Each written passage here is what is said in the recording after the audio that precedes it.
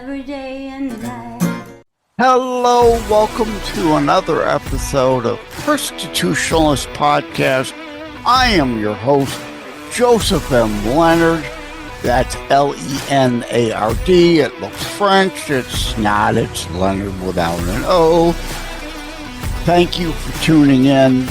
As Graham Norton used to say on his show, let's get on with the show! Joining me today, and good thing I verified her name before hitting record, is Val. Say it again. I've already forgotten. Cleppen. Clep, like an E, but it's an A. Klappen, but it sounds like an E in there. Yes? Well, it's actually Kleppen. So yeah. Oh, did I? You know what? I've been called so much worse. This is great. I wrote it down larger because on my notes it's like I can't read that. It's too small a print even with my glasses. I think I need a new pair. And when I transposed it bigger, I wrote it down wrong. All is forgiven. So, yeah, if I'd have wrote it down right, I'd have pronounced it right. And before we get into anything, the first important question is, how did the beans turn out? Well, hopefully fine. I tasked my husband with manning them from this point, but all he has to do is turn off the burner when the timer dings. So okay, yeah. So we don't know yet. Fingers are still crossed. Huh? We don't know. Canning beans, though, is usually pretty simple. So hopefully I dotted all my I's and crossed all my T's there. And you left him with it. Hopefully he doesn't blow up the house. Right, exactly. Stay tuned, folks. Stay tuned. Oh, goodness. If there's a big explosion during the record, we know what it is. And it's Indeed. coming from the kitchen. Yes, yes. So, at any rate, finding purpose after loss. I've had a few people on, but as I said to you through Podmatch, which was where we found each other, can't talk about it enough, I don't think. But before we get into finding purpose after loss, let's do it's a Christian show, so the obvious joke, the proverbial first question: where were you born? Where were you raised? Where are you now? Any significant places you've been to between? Did you learn how to make the beans while serving time in prison? So we're doing testimonials is what we're doing right now. So I actually was born on the West Coast in California and grew up. My condolences. Yeah. I try not to start with that, but you kind of put me on the spot. Eventually, my family moved to Wyoming. So I just grew up right outside of Yellowstone, and that is where I consider home. Oh. So you know Liz Cheney well, then. Yeah. Yeah, we're besties, she and I. I couldn't resist. I'm sorry. Go on. That's okay. And so I met my husband. He's a North Dakota boy, and I swore I would never live in North Dakota. And we moved there January of 2006. And then I swore I would never live in Minnesota. We moved there in 2017. I now live in South Dakota, which I have wanted to live in South Dakota. I also swore you're best buds with Kristi Noem, then. I have so many besties in the political realm. Yeah. I swear I would never homeschool. We are in our 8th year of homeschooling. And the disaster the public schools are. I'm glad you are. Right. And so now I'm swearing I'll never be a millionaire, and we're just going to see what the Lord did with that. Challenge made. Yeah. Jesus, it's in your court. Yeah. For the benefit of the transcript, We're rolling on the floor laughing, almost literally. This is a fun start. The audio, even not video, they'll hear us laughing, but transcript, if somebody's reading, unfortunately, you got to spell it out for them. You kind of did the born and raised you are now and significant places you've been between. You haven't owned up to how much time you spent for what crime, though. Yeah, my parole officer says I'm not free to talk about that yet, but once all the dust has settled, we will be free to talk about that. Finding purpose, one of the big points of this Constitutionalist podcast, and even tougher at times after loss, because it's part of life. We all at some point experience it. We all begin dying the day we're born. We're all going to die. Unfortunately, some do sooner than others.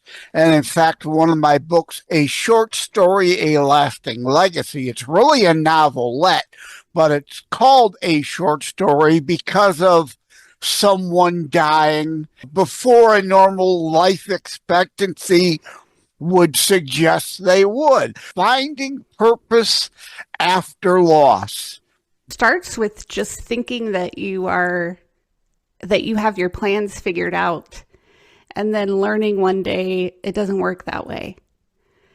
And so that was... There's our plans, and then there's God's plans, and then there's also Satan's meddling plans. Right, yeah. Right. And so that was kind of my story. I was climbing a corporate ladder in a job I didn't love, but thought that's what I had to do.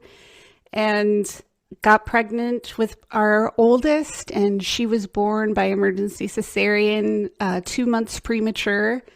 Oh, boy. And I was on bed rest before she was born, and then recovering after she was born. And that was kind of a different world, certainly different from how we had planned it. How's she doing now? She will be 16, Joe. She will be 16. And no major lasting effects due to the prematurity? No, she's Thank always God. Been a big girl in a petite little girl's body. And she is a real blessing. And then I got pregnant again a couple of years later, and I remember this was the craziest thing. I was sitting in my office, and a coworker who would come in and visit with me often, and we would talk about different things going on in life and in our community. And he came in and said that his wife had gone to the YMCA to work out that day, and she saw this little boy and knew that his mom was pregnant. And so she bent down and said, "Hey, how's your mom? Has she had the baby yet?" And the little boy said, "The baby died." And I remember looking at him as I was very pregnant with our second and saying, "Can you imagine going through your entire pregnancy just to have your baby die?" And he said, "No, I can't." And I was like, "Yeah, I can't either." Yeah. Little did I know 2 months later, that would be exactly what happened in our life. I lost out on a would-be uncle.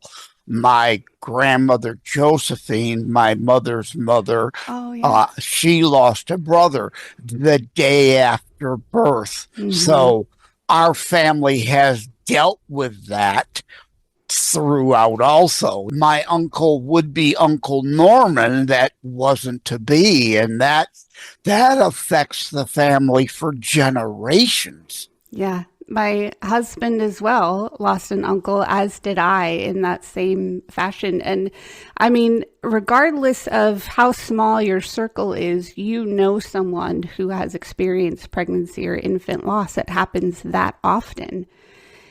It's just not talked about. It is not talked about. And it's not, even though he and I had that conversation in my office, it's almost like your brain won't let you reconcile that those types of things happen or are possible. And so denial, a yes. degree of denial. Yeah. And I think also self-preservation, just because it's such a heavy reality that you don't know how to carry it or deal with it. Right. Well, there's the general stages of grief: shock, denial, anger, acceptance. And in those cases, the denial ends up being a stage most people end up stuck in. Yeah. Or the anger. So the denial is almost better than the anger of the why. Why did this happen to me, to us? Why? And that was my primary prayer. That was the only prayer I could pray after it happened was, God, why? Why? And I think, so I went into labor with her. I made it to term. They told me I had a beautiful pregnancy. Even though I was high risk, nothing was high risk about it until I went into the hospital and they found no heartbeat. And I delivered her in 4 pushes. And I remember when they told us, Joseph, that there was no heartbeat, my husband looked at me with just devastation on his face. But I was so confused because here I was in labor thinking I was about to give birth to our baby, and babies aren't supposed to die. Babies don't. She's safe inside of me. Like, I don't understand. How are you going to get her heart beating again? Like, that was my initial response. And I was kind of frustrated. Like, why is my husband so devastated right now? Everything's going to be fine. Again, this is self-preservation. Right. Yeah. Why can't there be little paddles? Why can't there be an injection of an adrenaline shot? But anything. And so when I delivered her and they put her on my chest, and she was just this beautiful full-term baby girl, but there was no sound in the room. And that's what really got me, that how quiet it was. She wasn't crying. She wasn't moving. The doctor and the nurses were just doing their work, but not saying anything. It was just so quiet. And a somber, entirely grieving mood. About all involved. Right. And I remember the Lord being in that room with us. I could feel him. And I often do this, put my left hand up by my head when I say that, because that's where I felt him. You right felt there the in presence the room, there on your shoulder, right next to me. And I felt him grieving with us. And in that moment, it brought me so much comfort. But later on, I was thinking, wouldn't you have rather been celebrating with us? You were the only one who could have stopped and this. You were there. How did you not intervene with a miracle? But here's where I've got to interject. God gave us all free will. This is a fallen world. Bad things happen to good people all the time. God does not spend all day, every day meddling in the affairs of humanity. Bad things happen, unfortunately. Yeah. And on her headstone, we have the verse John 16:33. So I've told you, in the world you will have trouble, but take heart, for I have overcome the world. And that was really a verse that kind of got us through those darkest moments following. But also, I've felt like such a failure. Our first child was born 2 months premature because I was so sick and nearly died. Our second child was stillborn. Like, I felt like the one thing I was designed to do to bring life into this world, I was failing at. And so I lost all sense of purpose. Like, why am I here when I can't even do the basics? The things that I'm not supposed to have to perform to do, right? Life is just this natural thing, this natural process that happens, and I can't even do that. So why am I here? And it was such a dark journey. We come to take it for granted that, so there are nearly 8 billion people on the planet now. So procreation and birth have become such a norm to think how simple and basic it should be. But I think we fail to realize the miracle it really is, and it's amazing it doesn't go wrong more often than it does. That's so true. That's so true. Because every single step that has to happen successfully for any of us to get here is an incredible feat. And so the fact that there are so many people, and the fact that we're all, healthy and vibrant and make it to, 40, 50, 80 years and beyond is an absolute miracle. You're right. It is something we take for granted. Stay with us. We'll be right back. Every life is a story. Some just end too soon. Ryan's life unfolds through words on paper, dreams of youth, love discovered, and the challenges of growing up. He found purpose in love, joy in family, and meaning in every small moment. But even the strongest hearts can break, and sometimes life takes unexpected turns. Through laughter and loss, Ryan leaves behind something greater than memories, a lasting legacy. A short story, A Lasting Legacy, by Joseph M. Leonard.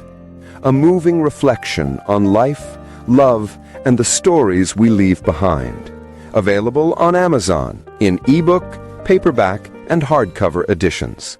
By Joseph M. Leonard.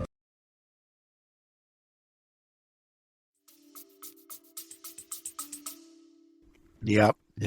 Now, before we go back to the serious subject, people not watching on video will have no idea, but I see over your right shoulder, from my vantage point, it looks like Rod Serling. What, who is that? What is that?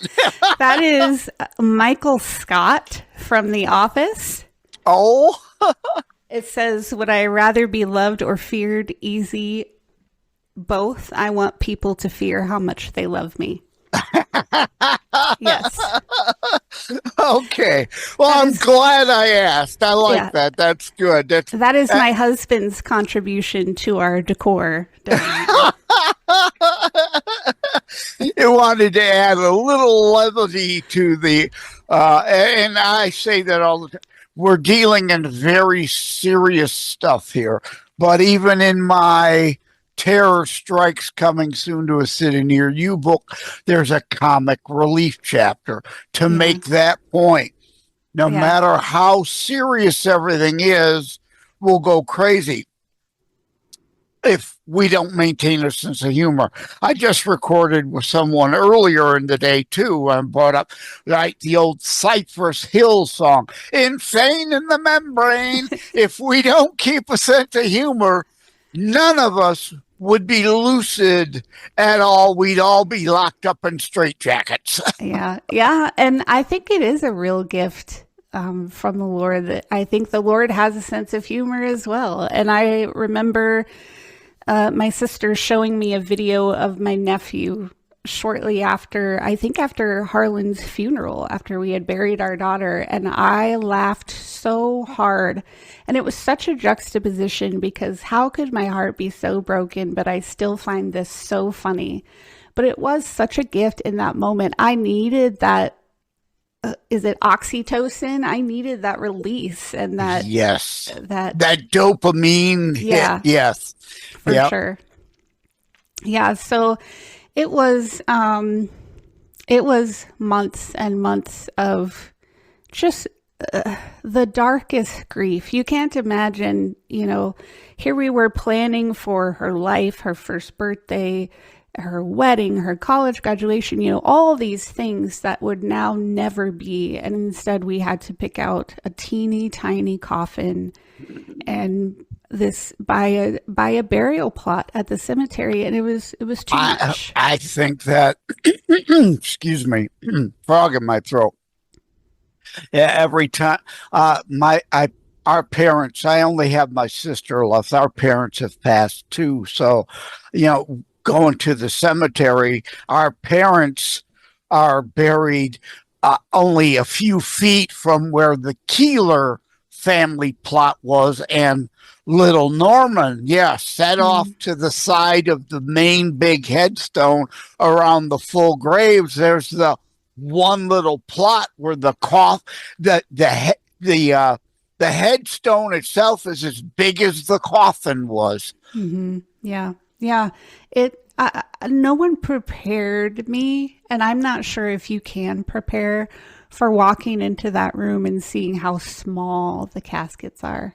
I mean, my knees buckled, I collapsed, my husband caught me as I just wept staring at them.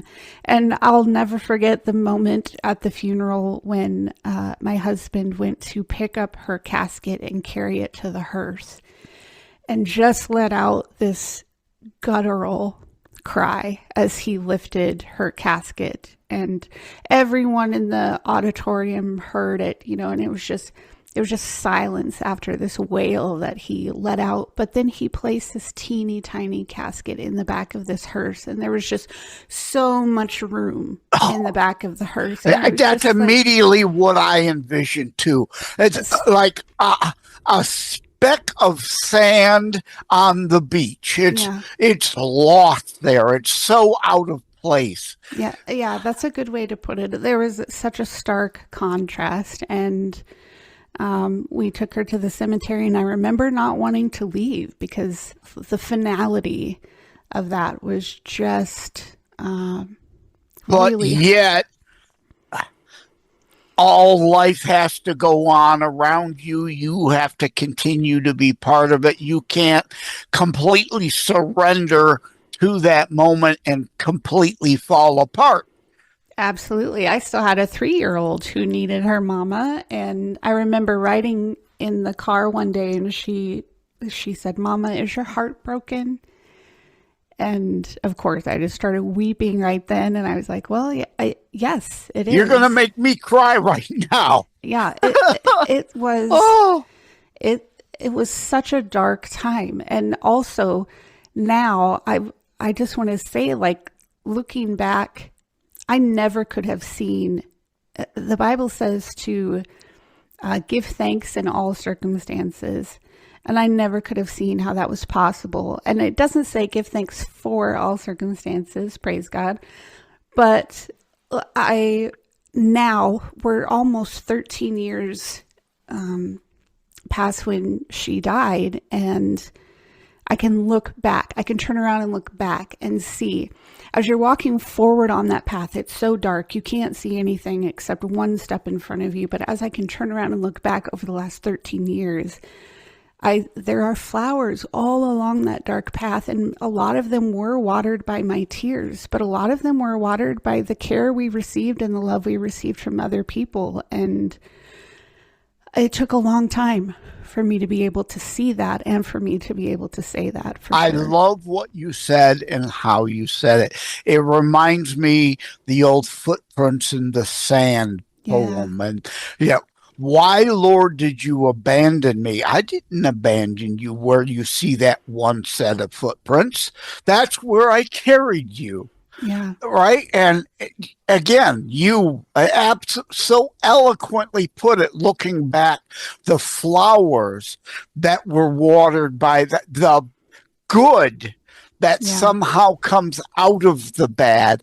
And it's sometimes difficult to recognize that because we're so consumed and saddened and in a way almost wired to dwell upon the why me. In fact, it was just this afternoon I was recording with someone the why me, or no, that was a couple days ago. They become blur at times. But there's the two. Why me, Lord? Like Richard Lynch I recorded with and aired in January. Why me, Lord? Why am I getting these blessings? And then there's the other tonal different. Why me? Why does this bad stuff keep happening?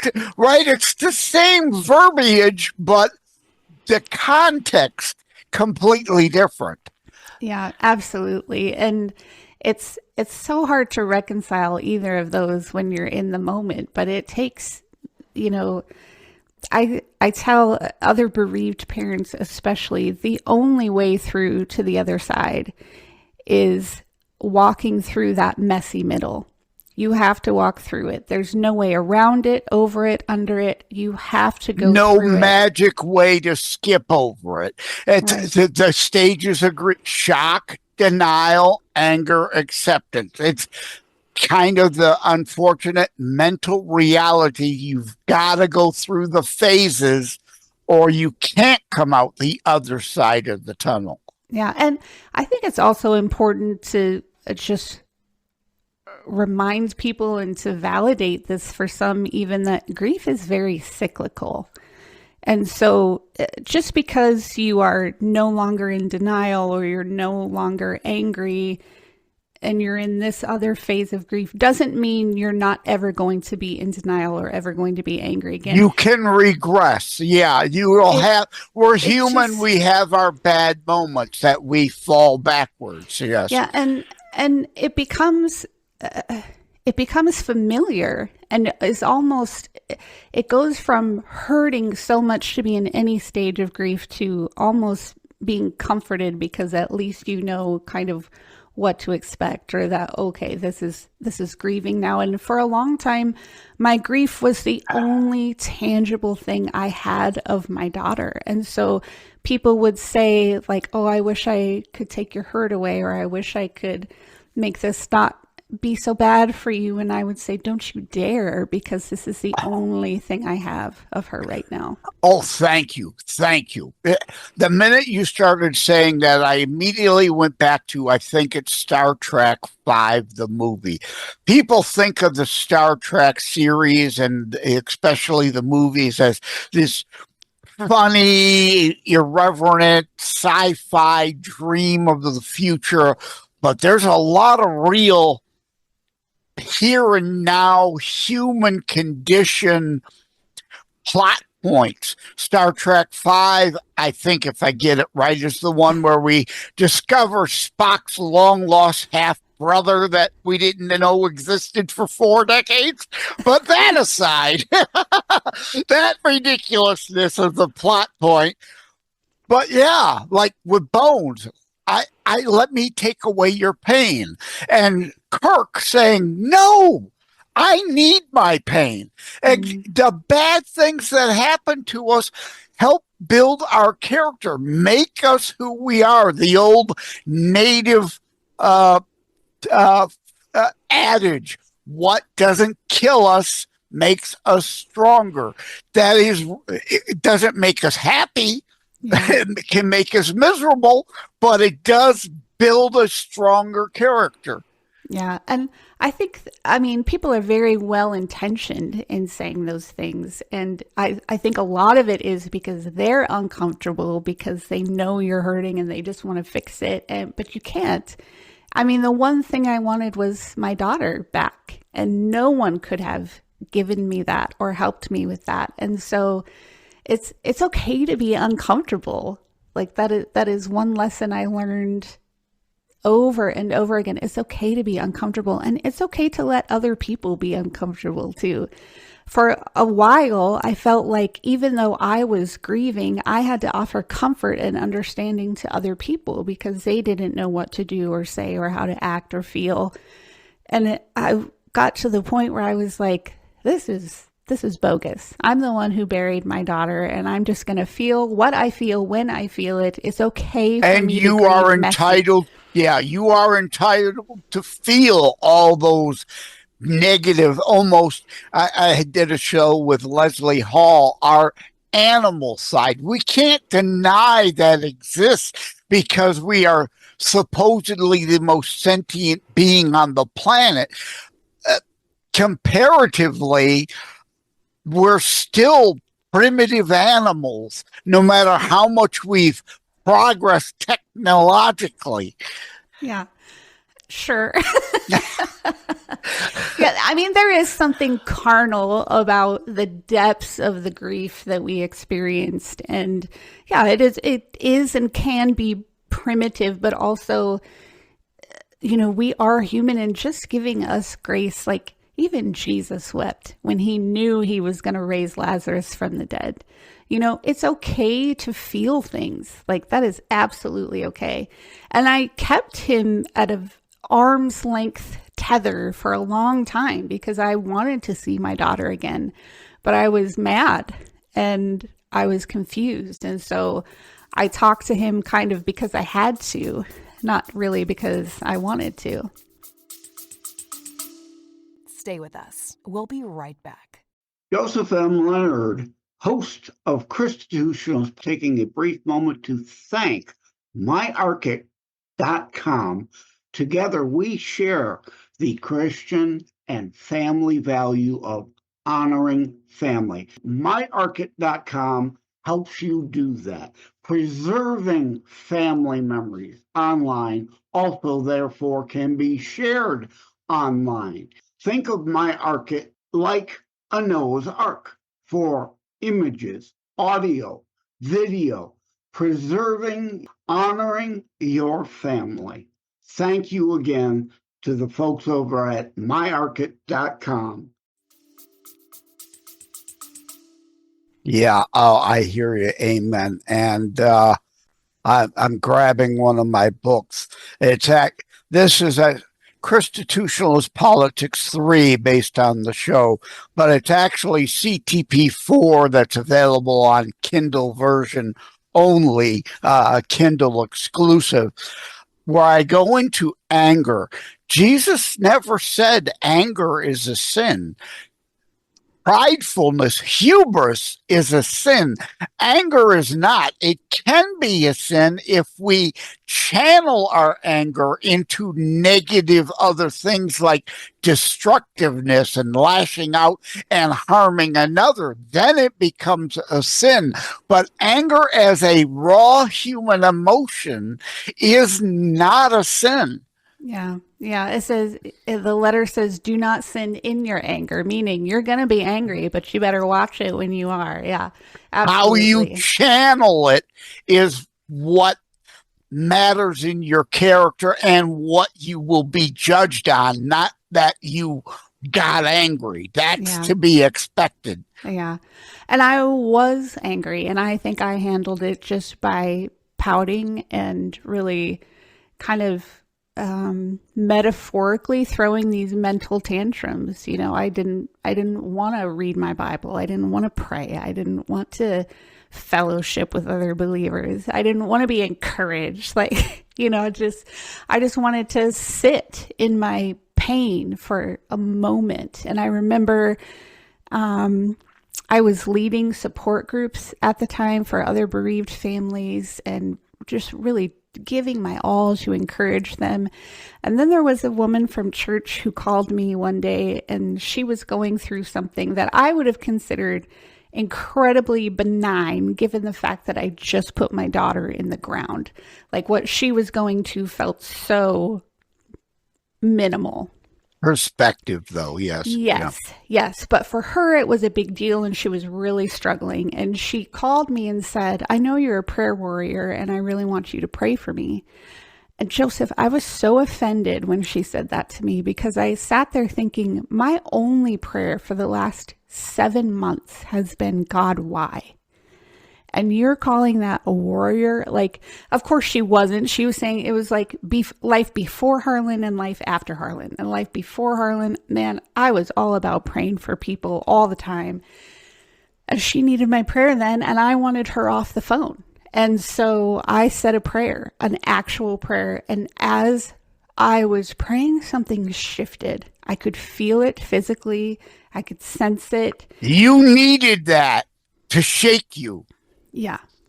And I started reading the Psalms, because for a long time I thought David was probably bipolar, because his Psalms were way up and manic and then way down. But then after bipolar before bipolar was cool, huh? Yeah.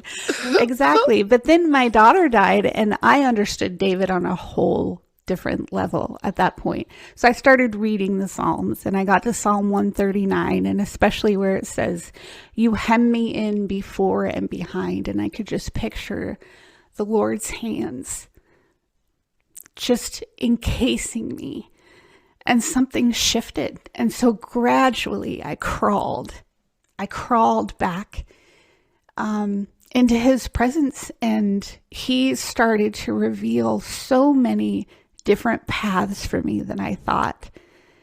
And what I thought was my purpose, which was just to get up, go to work, drop my daughter off here, take my husband to work over here, and all of us are split up across town, became something so different. And my perspective shifted. I'll never forget getting a phone call at work, and it was a man who had a few different trust accounts, and he wanted to take assets from one trust account and transfer them to another so that he could make his boat payment. And I remember thinking, this is the most pointless, unimportant responsibility I could possibly have, that this man could make his boat payment. What am I doing here? My daughter is in the ground across town. My other daughter is in a daycare across town in someone else's care. Like, my husband is on the opposite side of town. What are we doing? I don't feel like this is God's design for family. I don't feel like this is God's design for my life. And so I really started asking him, like, what are we supposed to do here? Because I don't think this is it. And that's really kind of when it started. He put us on these different paths. And now my son is going to be 12. So for almost 13 years now, I've been working from home, part-time, earning an income, homeschooling my kids, which I never thought I would do. Those homeschool families, they're weird, and that's what I thought. Yeah, that's the perception that the indoctrination families or factories want of those weird Christian sandal-wearing freaks only do it, right? Yeah. And I've been humbled in that so many times, and so many homeschool families are way cooler than I could ever hope to be. So, but yeah, I think that just really the Lord opened a lane for me in where all the times that I was encouraged in those dark, dark days, and since he really heightened my empathy for other people. And now I am encouraging not only bereaved parents and bereaved mothers, but just mothers in general. And it was 2 years ago, just over 2 years ago, that I was sick with the most random sore throat I'd ever had. And I was listening to podcasts, which I did not do. I remember, and here you're on them now. Yeah. I'm on them. I remember thinking, like, this would be so fun to host a podcast, but just because I can talk about anything doesn't mean I should, probably. Well, you need my podcasting quick start guide. There you go. Is there any book you don't have, Joseph?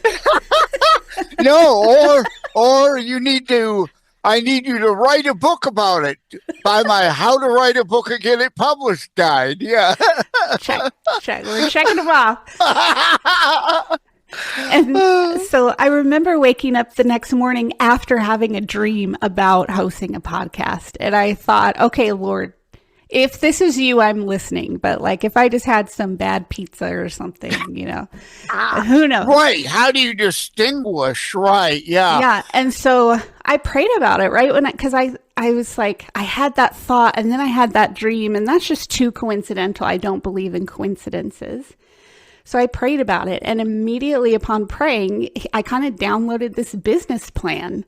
And so I'm typing it out, and I was quarantined in my bedroom. And so I emailed this plan to my husband as an idea. And my husband is, he's the guy who, you'll understand this as an IT guy, Joseph. He's the guy who finds problems and tells me why things won't work. Ah. So when I run things He tries to find the holes in the plan, which is good, because then you know how to fill the hole. Yeah, that's what I keep telling myself. And so he replied after reading it and said, I love this and I want to hear more, which coming from him was a really, really big deal. That was like a borderline raving review compliment. Who are you? What did you do with my real husband? Right? Yeah. Exactly. So after that, I was like, okay, Lord, like I'm listening. So Brent and I, my husband, we were trying to come up with titles for it, looking for websites, looking for, social media handles. Social media. Anyway. So he was coming up with all of these names and they were awful. They were just terrible. And I thought to myself, I'm smiling on the outside, trying to be supportive of his ideas, but just thinking on the inside, why is he trying to name a podcast about motherhood? He has no experience. And then I thought, oh, that's it. It's a motherhood experience. That's it. And so he was like, hey, that domain is available. These social handles are available. Should I buy it? And I hemmed and hawed because I didn't know, like it all was happening so fast. And I didn't want to get before the Lord on it. And I certainly didn't want to make more work for myself if I didn't have to. And I told him, I said, okay, yeah, go ahead and buy it. And as soon as he clicked purchase, my sore throat went away. And so now here we are. Your voice literally and figuratively cleared up. Yes. And so I was like, okay. So it's the most fun assignment I've ever been given, but I still hold it with an open hand. At any time, the Lord can say, your assignment's done. You fulfilled it. But man, I'm having fun. Yeah, I want to start to wrap things up, but I want to go back to what you said about Psalms. It's important to understand because my show, I deal in the whole Bible in full context, and that's part of the problem. People want to pick and choose something and ignore the whole thing. And indeed, as you discovered, as you portrayed, you didn't need Psalms before then. It didn't apply to you before then. Different parts apply at different parts of our walk with Christ in life. Yeah. And also, I will be the first to admit, prior to that, I was a little arrogant in my Bible reading, thinking that I didn't need it or it didn't apply to me. But Psalm 139, it talks about three very important characteristics of God: his omniscience, his omnipresence, and his omnipotence. And it really breaks it up beautifully into those three sections. But the whole chapter is encouraging. Except for maybe the slay all my enemies part at the end. But even that has its day and time, right? For everything, there was a season. Yes. So true. So, but that chapter really ministered to me. And also knowing that, I went from thinking that David was this, mentally ill, he'll go and fight giants or, whatever the case, but also just his heart and his willingness to feel things as he felt them and to share those in written form is, I think, an encouragement to all of us. And we all should not shy away from, rather embrace, just acknowledging that the Lord can work through those. Yeah, I hear you, right? There's an unbeatable giant. Oh, let me at him. Yeah, that's not a generally sane kind of a thought. Yeah.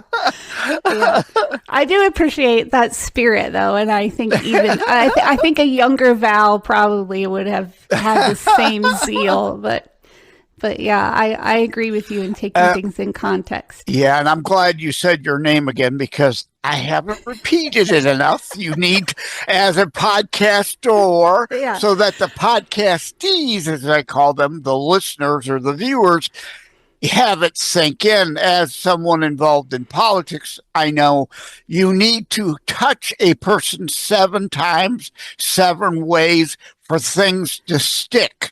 Yeah, so once again, Constitutionalist podcast listeners, I am Joe's favorite guest, Val Cleppen. No A in there. No A. 2 E's. Spell it right. I will spell it right in post when I put it on the scroll. Yeah, Val Cleppen, Kleppen, 2 P's there. So do you have well, we know you have the website. You said you got a domain. What is it? That's right. You can find me at themotherhoodexperience.com. And that will have links to the current episode or the most recent episodes. It will have links for contacting me. If you go to themotherhoodexperience.com/learn more, that's how you can join my email list. We've got lots of fun things going on. Thank you, Val Cleppen, for joining today. Well, there were parts that I was going to say it was a hoot. There were a few parts that, again, we kept our sense of humor about us. Very serious topic, though. Very important topic for people to hear, as well as, again, that insane in the membrane if we don't keep a sense of humor and perspective and ability to self-reflect. A lot of times, as the old adage goes, you point the finger, 3 of your own fingers are still pointing back at you. You got to self-reflect.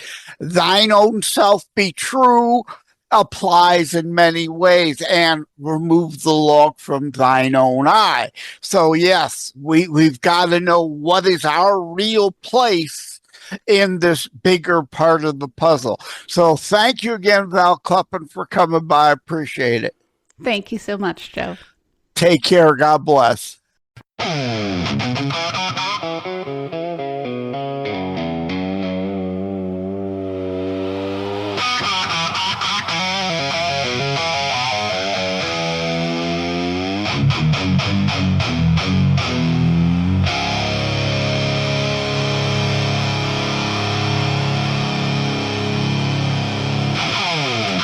Welcome to Michigan. 4 seasons in a day. Scrape the frost off your windshield, then you're sweating by the bay. Winter storm watch, middle of May. Mother Nature shrugs her shoulders, doesn't care what you gotta say. Welcome to Michigan. Hey! Sunburned boots and a hoodie on. Sky keeps changing its mind. We all just play along. Coffee in the morning, tailgate in the freezing rain. Seasonal affective disorder, but we're laughing through the pain. Lake effect headlines, phone buzz, no day in June. Bare trees, green lawn, same street, same afternoon. We keep a coat in the backseat, sunglasses on the dash. We plan our whole weekend around a maybe kind of forecast. Welcome to land. Sunburned boots and a hoodie on. Sky keeps changing its mind. We all just play along. Coffee in the morning, tailgate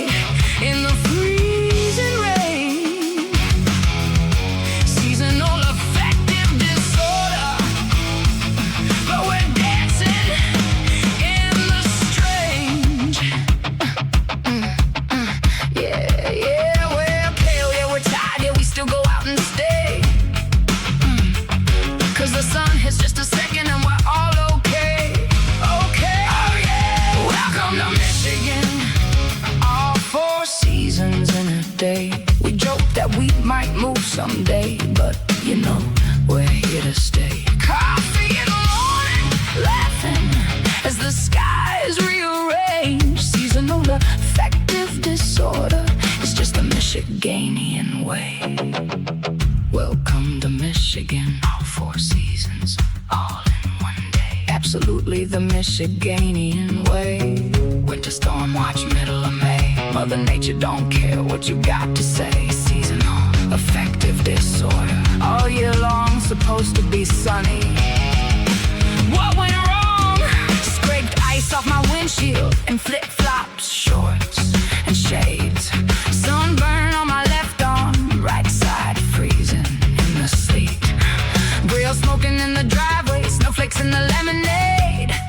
Forecast said it's fine today. Guess that's just another cheat. Welcome to Michigan, all 4 seasons in a day. Sky can't make up its mind, changes every mile you drive away. Winter storm watch in the middle of May. Mother Nature shrugs and says, I don't care what you got to say.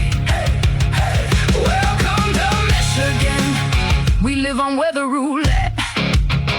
Salt stains on my sneakers, pumpkin spice in late July. Mosquitoes in a flurry, geese confused up in the sky. Mood swings with the barometer, blue light through my blinds at noon. Coffee cup and a therapy lamp, trying to outshine the gloom. Welcome to Michigan, all 4 seasons in a day. Sky can't make up its mind, changes every mile you drive away. Winter storm watch in the middle of May. Mother Nature shrugs and says, I don't care what you got to say. Hey, welcome to Michigan. We laugh so we don't forget. Yeah, we joke through the gray, but it gets heavy in the long days. Seasonal sadness in the rear view glass. Still we stay, we stay, we stay. Welcome to Michigan, all 4 seasons in a day. We keep driving through the drifting rain, chasing any little break of gray. A winter storm watch on your graduation day. Mother Nature smirks and says, I don't care what you got to say. Welcome to Michigan, yeah, we love it anyway. Welcome to Michigan. Well, we love it anyway. Like and subscribe to Constitutionalist Politics Podcast and share episodes. We need your help. Thank you for having tuned into another Constitutionalist Podcast show. I really appreciate that you stopped by. Again, please like, share, subscribe.